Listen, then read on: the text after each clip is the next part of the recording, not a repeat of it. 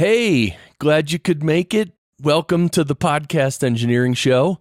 My name is Chris Curran, and I put out a show every week, and we alternate episodes between guest interviews and these, like the one you're going to hear right now, which I'm calling Chris's Goody Bag, because I'm going to go over a bunch of my daily goody blog posts right in this episode, about 2 weeks worth of blog posts. And you could check out all the previous episodes, and you can also receive the daily goody blog posts in your email. So you can sign up for that if you want to get the text versions. There's more in the text. In these types of episodes of this show, it's just me sort of overviewing what's in the post. So thank you to everyone who's been commenting on the website daily goody posts. I really appreciate that. And also the Podcasters Lounge. I don't know if you've heard about the Podcasters Lounge.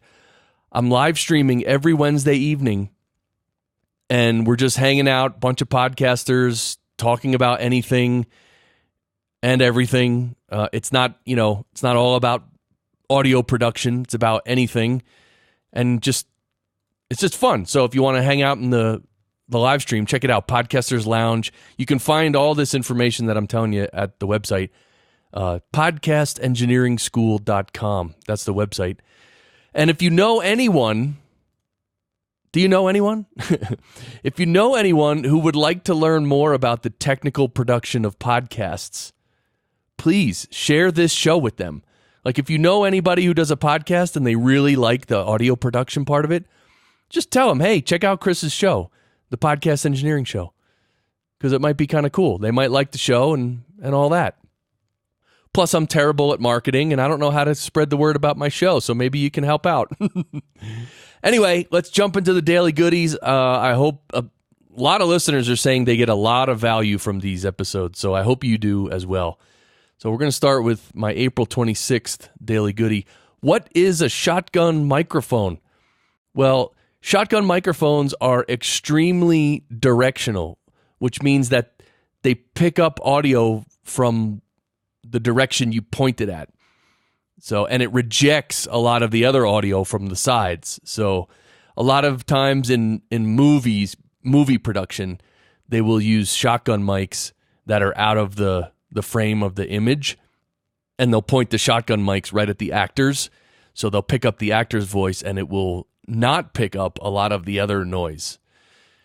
Also, a lot of voiceovers, believe it or not, like to use shotgun mics. In fact, the one that is very popular with voiceover folks is the Sennheiser MKH416, which is a $1,000 shotgun mic, which is really awesome. And there's also the one that Alex Bloomberg from Gimlet uses or used to use. I don't know if he still is out on the street recording audio, but he always used the Audio-Technica AT8035, and that's a cool shotgun mic as well. And there's a few others I list in the post. And then, of course, I make a nice joke. Some people end up pulling the trigger and buying a shotgun mic. Oh, pulling the trigger, shotgun. Oh. And then actually Dan commented on the post. He made a bunch of great points in the comments. So if you're interested more in shotgun mics and things like that, definitely check out the post. Actually, it's right on the top of the website. There's a menu item called Daily Goody. So if you click on that, you'll see the latest one, but then you can just click back. There's one every day. I've done one every day this year in 2019. Can you believe it? Wow. All right, next one. AirPods and Zencastr, like oil and water. AirPods and Zencastr. Yeah. So here's the thing with AirPods. This is the Apple AirPods, right? They connect wirelessly to your iPhone or your iPad or whatever. Thing is, the sample rate with them, I believe, is 16 kilohertz. And if you use Zencastr, if someone tries to connect you can connect the AirPods to your computer as well, actually. Yeah, Bluetooth, right? Yeah, the computer. So if someone wants to join through Zencastr using their computer and they want to use their AirPods, actually Zencastr will say that they're not compatible because Zencastr requires a sample rate between 44.1 kilohertz and 96 kilohertz. So I've had many sessions where the guest is trying to use their AirPods, and if we use Zencastr, like Zencastr will not even let you press record.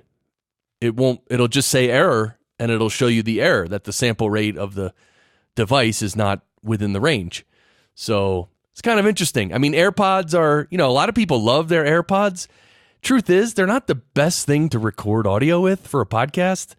I mean, I know they're handy for people, and especially guests who don't know any better and they don't care about audio quality, right? People love their AirPods, I know that. But in sessions, I've either had to call them on the phone or do something different if they really want to use their AirPods, if they don't have any other microphone. So I thought that was an interesting thing. Oh, and then Zach Moreno from Squadcast chimed in the chat, and he said, or as a comment, he said, guests frequently record with Apple AirPods on squadcast.fm. So you can use Squadcast if you have someone on AirPods. That's I don't think I knew that. I mean, I knew that when he wrote the comment, but before that, I'm not sure I knew that, because I actually, I pay for Squadcast as well, and I like Squadcast very much. So now I have to remember, now if I have a guest who wants to use AirPods, we can switch over to Squadcast. Boom. Okay, next one. Assembling a new plugin chain. All right, it was this post came out April 28th, but probably in March and April, I kind of went on a tear buying plugins, and I haven't bought plugins in almost a couple years, and I just wanted to start trying some new plugins, right, to up my game and have fun trying stuff. Anyway, when you buy new plugins, it actually takes a little while for you to sort of get used to the plugin, to not just see what all the buttons and the dials do, but to actually produce episodes with them and try to get things to sound good, right? It takes a little time to get to know a plugin. So if you do buy any new plugins, make sure you give it some time. Don't rush it. Don't try it for 5 minutes and say, oh, I can't get it to sound right. This plugin sucks. That's not the right way to do it. So another thing that's great with trying new plugins is it actually helps you sharpen your ear, because you have to, you have to exercise your listening skills, right? So I love new plugins, and actually I'm going to read the list of, this is my current plugin chain that I apply to a lot of the voices that I produce in podcasts. But okay, so first of all, this list is 18 plugins, but I don't use all 18 plugins every time. I probably use maybe 4 or 5. And, depending on what the track sounds like, I will use different plugins or not. So I'm just going to read down the list really fast. And I guess I will put this in the show notes as well. Soothe from Oeksound, which is a cool plugin. Kramer Tape, which is from Waves. It's a tape saturation. Ozone 8 Vintage Tape. And J37 Tape. Those are 3 plugins that they add tape saturation. And I don't always use them, but sometimes I like to use that. Then there's the Scheps Omni Channel from Waves, which actually I use that one on every track, pretty much. There's another one called Spiff from Oeksound. There's another one called Gullfoss. Then there's Ozone 8 Spectral Shaper. Then a few more saturation plugins. Fabfilter Saturn, which is pretty cool. Then there's one called True Iron that I bought. That's a different kind of saturation. Then there's another Waves plugin called Abbey Road TG Mastering that has EQ and compression and stuff. Then there's the API 2500 compressor, which I don't use that much. That's a new one. And anyway, then there's the CLA 76 from Waves, and I use that one pretty much on every voice, the CLA 76. Then, of course, there's 3 awesome Fabfilter plugins I use very often. One is the Fabfilter Pro MB, which is the multi-band compressor. It's just an amazing plugin. Fabfilter Pro Q3 is the EQ, amazing plugin. And the Fabfilter Pro DS, which is the de-esser. Those 3 are just outstanding. And then the last one on my chain is the Vocal Rider, which is also from Waves. And I just started messing with the parameters of the Vocal Rider a little more. I might have to make a video for YouTube about Vocal Rider and how I use it and stuff. But Anyway, I just started using the fast mode and with a little more vocal sensitivity. Those are some parameters within the plugin. So if you're familiar with Vocal Rider, you'll know what that means. Vocal Rider's awesome. It sort of like rides the volume of the voice automatically. Like it's sort of, if the voice gets quiet, it'll push up the volume a little. And if the voice gets really loud, it'll pull down the volume a little bit. So it rides it and it makes it less dynamic. Sort of like a compressor, but different. Okay, next one from, April 29th. Editing a guest who stumbles and then restarts. All right, this happens a lot, right? A guest is on a show and they're talking and they stumble and then they start talking again. And of course, as a podcast producer, I always instruct people to, if you mess up, just step back like one sentence or half a sentence and just repeat a little bit of what you said and just keep going. Because that way, as an editor, you can find a good edit point to marry those two takes together so no one can tell that it was two takes, right? That's the goal. But sometimes what people do, and this is one of those things that I just cringe every time I hear it. It's what happens when someone flubs a line, they laugh, right? If they flub something, they'll be like, listen to my prodcast. Oh, prodcast. I said prodcast. And then but then they're laughing and then they keep talking. And then they'll say it again. They'll be like, and so the person, I'll start here and I'll do the take. And then I listened to the podcast. Oh, I said podcast. Oh, they listened to the podcast and then continues, right? So you can see I repeated part of it, but the first time I was talking normal until I flubbed it. The second time I was laughing the whole time. And when you edit something together where the first part is someone talking normal and then you cut to something where they're laughing, it sounds so weird. So in the case I just gave you, this is what the edit would sound like. And then people were listening to my sorry, I messed it up. And people were listening to my podcast and halfway through a sentence you start laughing and all the listeners are going to be like, what happened? What's wrong with this person? So the moral of the story is, if you flub something and you're going to edit it later, do the flub, have a good laugh, and then calm down and just start again like normal and repeat maybe the last sentence that you said. That's the right way to do it. All right, next daily goodie. SoundCloud, always upload uncompressed files. With SoundCloud, always upload uncompressed files. You know why? Because SoundCloud will re-encode whatever audio you upload. So SoundCloud, the format they want is an AAC file at 256 kbps, okay? But that's the file they want. But even if you upload that exact file with that type of file, with those type of settings, they will re-encode that again. Again. So it's like they're going to re-encode anything you upload. So what you do then is upload the full uncompressed file. Upload the big, massive WAV file to SoundCloud. And you'll upload the big, massive WAV file, and then they will degrade it down to a 256 kbps AAC file. So that's the right way to do it. Or else if you upload a file that's already compressed, then you're gonna lose a generation. You know, it's gonna sound worse because it's been encoded twice, and it only should be encoded once. Okay, next one. Learning new software and plugins, etc. Well, I sort of touched on this last time. I jumped the gun a little. But yeah, it takes time to learn new software. And one thing that happens when you're learning new software or plugins is you'll play around with it for like 20 minutes or an hour, right? And then like 2 or 3 days later, you'll come back to it and then you'll use it again and you'll mess around with it a little more. What's funny is even when you're not messing with the plugin, trying to learn the plugin, like over those 2 days where you didn't touch it, your subconscious will actually be sort of learning and figuring out how to do it. It reminds me of a story of a seminar I once attended where they asked us to each juggle for 3 minutes, even though we had never juggled before. And when I tried to juggle, I just kept dropping the balls, right? I couldn't juggle at all.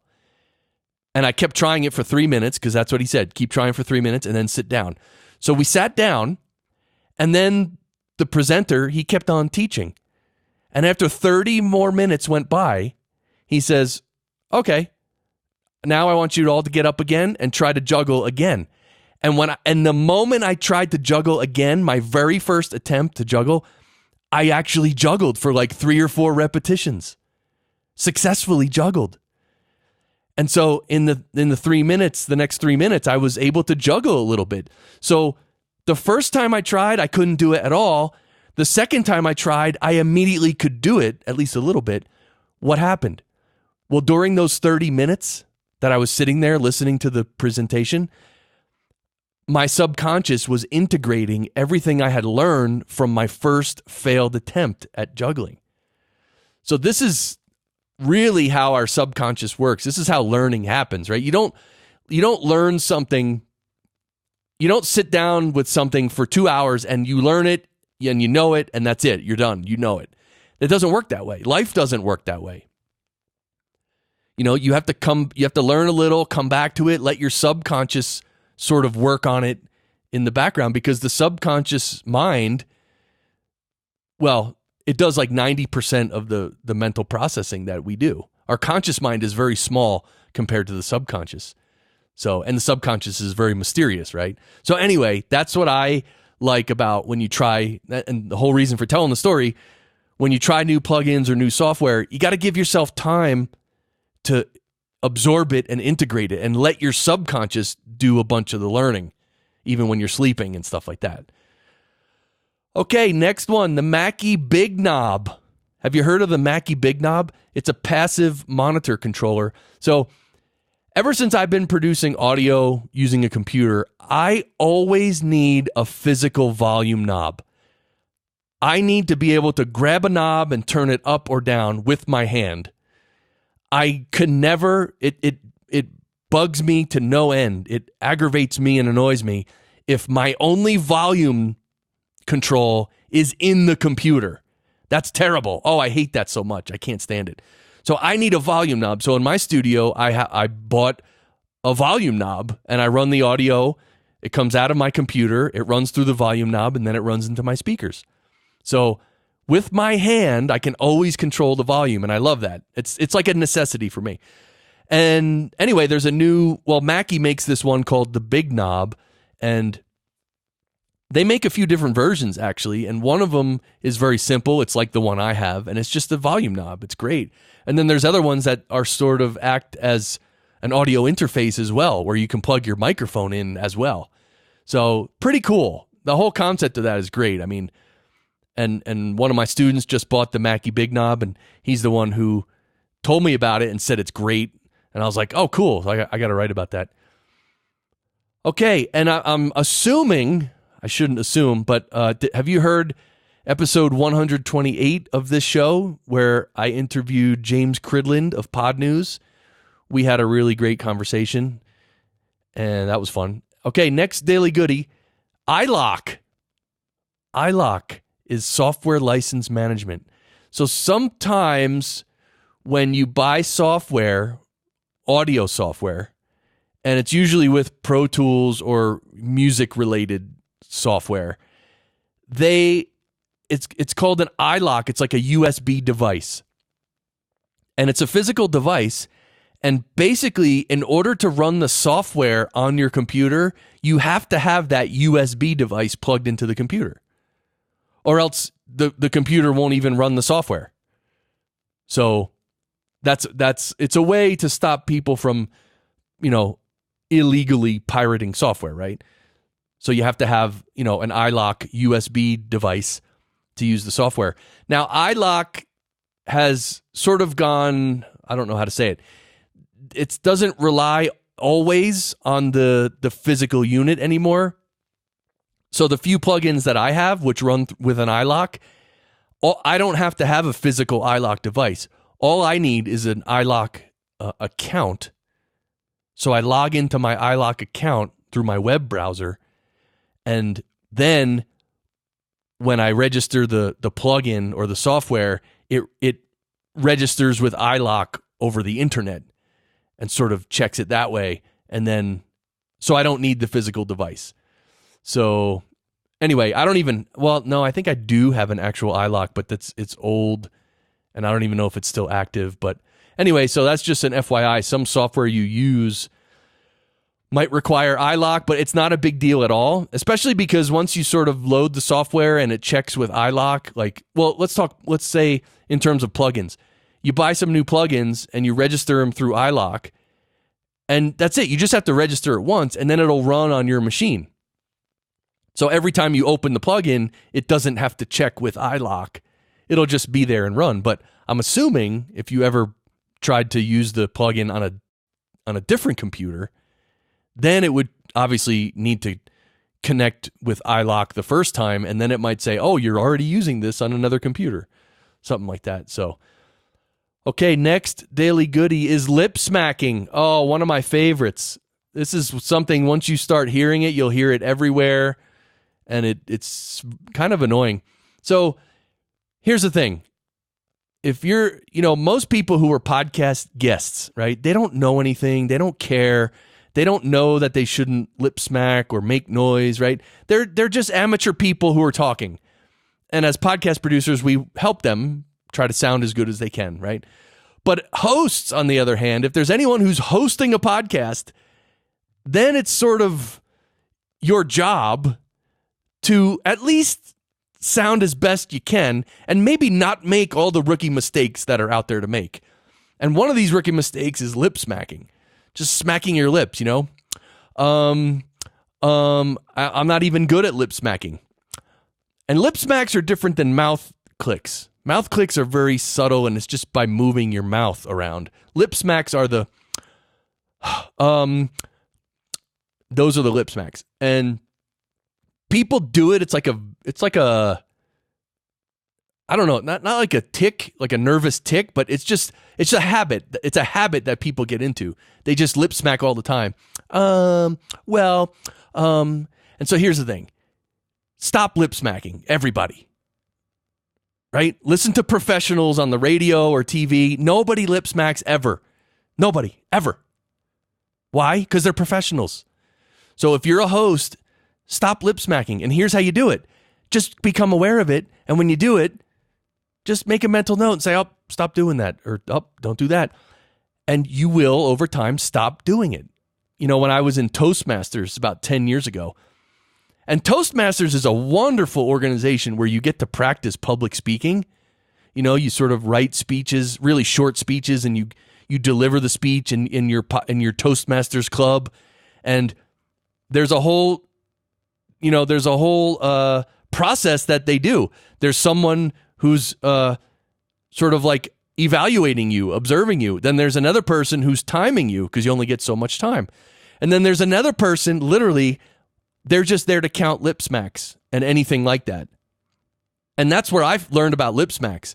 And so after the person gives a speech in a Toastmasters club, they go around to the evaluator, to the timer, how long was it? And then the other person, the lip smack counter, would be like, oh, well, you had about, 15 or 20 lip smacks that were pretty annoying. And so it was actually something that the club focuses on and sort of can help you cure yourself of. So anyway, was that a rant? Is that considered a rant, what I just did? Anyway. All right, next one. When to accept a low recording level. Right? Because sometimes your recording level ends up being low. So when should you accept that? And when should you not accept it and change it? Well, if it's your microphone and you control the preamp, you should never accept a low recording level. You should get the proper recording level, the correct recording level. If it's your mic and your preamp, if it's your guest, if you have a guest and you control the preamp, again, get the level right. Don't accept a low level. Now, here's the thing. If there's an internet guest or someone you're connecting with who maybe doesn't know anything about audio and they don't have good equipment and they're a little nervous, sometimes their level will be a little bit low coming through the internet. And in order to raise their level, you would have to sort of walk them through their computer, through all the control panel and settings and all this stuff. And sometimes you'll start walking someone through that and you'll realize they don't even know how to work a computer. So in those cases, when you're trying to coach a guest to get their level higher, if it's truly a nightmare, then I would say it's okay to accept a low recording level. Because you can boost it later, but it's going to be a little more noisy or a lot more noisy. Now, if it's really too low, like if it's really, really low, then you're going to have to make it right. You're going to have to walk them through their computer and raise the level. Because you can't have a level that's way too low. Then when you raise it up, there's going to be so much noise. So anyway, hope that helps. Next one, people breathing heavy when not speaking. People breathing heavy when not speaking. Well, some people are heavy breathers and other people appear to be heavy breathers because of the proximity of the microphone to their mouth. Some people wear headsets, right? If you wear like a headset, and I'm not talking about earbuds, I'm talking about a headset where it's almost like headphones you put on, and then there's a little boom arm that comes off of one ear and a microphone that on a little boom arm that comes right in front of your mouth. That's a headset, okay? So sometimes if people put their little headset microphone right in front of their mouth, you'll hear a lot of their breaths and you'll catch a lot of their plosives and air, right, as well. So when someone's using a headset, you actually have to make sure the mic is positioned properly to avoid all that air, the plosives and all that stuff. So and then you can just tell people, like, look, when you're let's just say with a regular microphone that's on a microphone stand or a regular boom arm, right? You can instruct them before you start recording, like, hey, when you're talking, be right next to the microphone. Be right up on the microphone when you're talking. When you're not talking, lean back about 6 inches. And of course, you can tell people that. It doesn't mean they're going to do it, because 3 seconds into the interview, they're going to forget everything you told them, right? But sometimes they do listen and they do it. So anyway, in post-production, there's a few different ways to get rid of that loud breathing. Well, you can delete their breaths when they're not speaking. So you just have to manually go through the track and cut out all their breathing. Using a gate will usually not work well at all, because if the breaths are loud, they will open the gate. So if there's gates are for background noise that's in the background, way in the background. If it's a loud noise that's coming through, gates, that's not the right tool for the job. So also, some people say, oh, put it through, a lot of people use Auphonic to level their tracks, and Auphonic also has a gating feature as well. I've put tracks through Auphonic where there was some background noise and some heavy breathing, and what happens is Auphonic sometimes will mistakenly think that heavy breathing or the background noise is, relevant information, and Auphonic will boost it up to be just as loud as when the person's speaking. I mean, I've recorded tracks. Oh, this is going back to when I was doing the Forbes network, and some of their hosts were like in these rooms in New York City where you could literally hear honking outside the window, and they have a Blue Yeti in the middle of a table with 3 people sitting around it recording a podcast. And I'm like, great, 3 people on one track with cars honking in the background and a Blue Yeti that's probably 4 feet away from everybody's mouth. Great. Wonderful. Anyway, I tried putting some of that audio through Auphonic, and a lot of times it would think that the honking in the street was like someone's voice, and it would raise it up so loud. And so it didn't work. I couldn't use Auphonic in that case. I had to just, basically use noise reduction and just leave in, the honking and just leave in some of that nastiness because there's no way to get rid of it. So, all right, next one. We got 2 more to go. Boosting the level of small sections. All right, boosting the level of small sections. Sometimes a podcast guest will mumble, or, very often podcast guests will trail off at the end of sentences. They'll be they're talking like they're so cool. I don't know why people they have to talk like they're so cool, man. Yeah. And I'm so cool. And when I'm talking, I just sort of trail off at the end and I just keep talking. And that's how it was. And then I went to her and I went to her and I knocked on the door and then the person answered and just said, you can't. I mean, all right. So you get it, right? You get the idea. People trail off at the end. And so sometimes if someone trails off really bad, you might have to isolate that little part that they trailed off and just boost it 8 or 10 or 12 dB, right? Because if it's so low, no one's ever going to hear it. You, as the podcast engineer, have to boost it up. And so, yeah, you will boost up the background noise too, and it will sound weird if there's a lot of background noise because all of a sudden it'll be shh. There'll be a bunch of background noise, and the voice won't even be that much louder. So, yeah, so if you boost it too much, it'll sound unnatural. But anyway, that's a little trick you can use sometimes is to just take little sections, even words. If someone just says a word and it's just a little, they sort of say it under their breath, you can bump that up 3 or 4 dB, maybe 6 dB. It makes a big difference. Really does. And same thing goes with people who say at times get really loud. They might scream into the mic or laugh, When people laugh right into the microphone loud, man, that just blows the listener's ears out of their head. So sometimes you can isolate some of those loud words or that loud laughing and bring it down, 6 or 8 dB or 10 dB, right? I even do that with some people's breaths. Some people, when they take their in-breath, I'm not a loud in-breather. That's about the loudest I can go. So, but some people, when they're right on the mic and they breathe in so loud, and of course, after you use compression, it accentuates it more.